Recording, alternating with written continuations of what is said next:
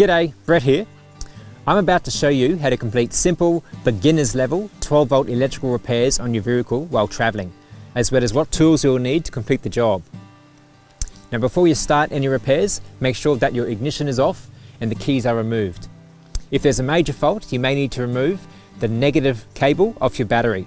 But if you have a computer-controlled vehicle, be sure to check user manual to make sure it is safe to do so. Now during my morning pre-start checks, I discovered a wire on my washer bottle was close to breaking off. So I gave it a little wiggle and it broke. Now as I'm not carrying the specific connectors to fit inside the electrical housing, I'm going to replace them with spade connectors. And this is how.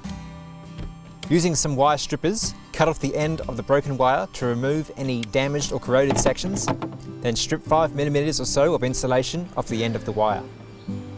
Thread this into your connector and crimp.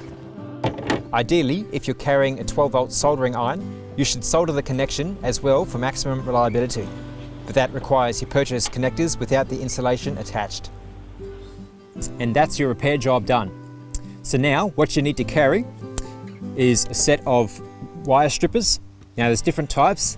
This kind, as you saw, has a little bit of difficulty stripping really fine wire, but I still quite like them. Then you've got your crimping tool. It has different colors to match the different size connectors you're using.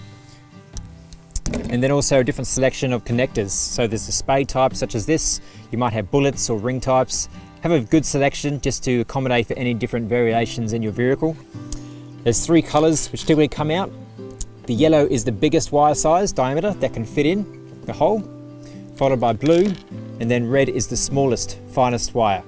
So I used red on these because it was quite a fine wire, and if you crimp it and you have too big a hole, the wire can still pull out. So try and set one to the correct size. And that's your repair job done. Now I'll keep this because I can buy special connectors which are designed to fit in here, and later on I'll probably cut those off and reuse the original Land Rover fitting just to keep everything neat.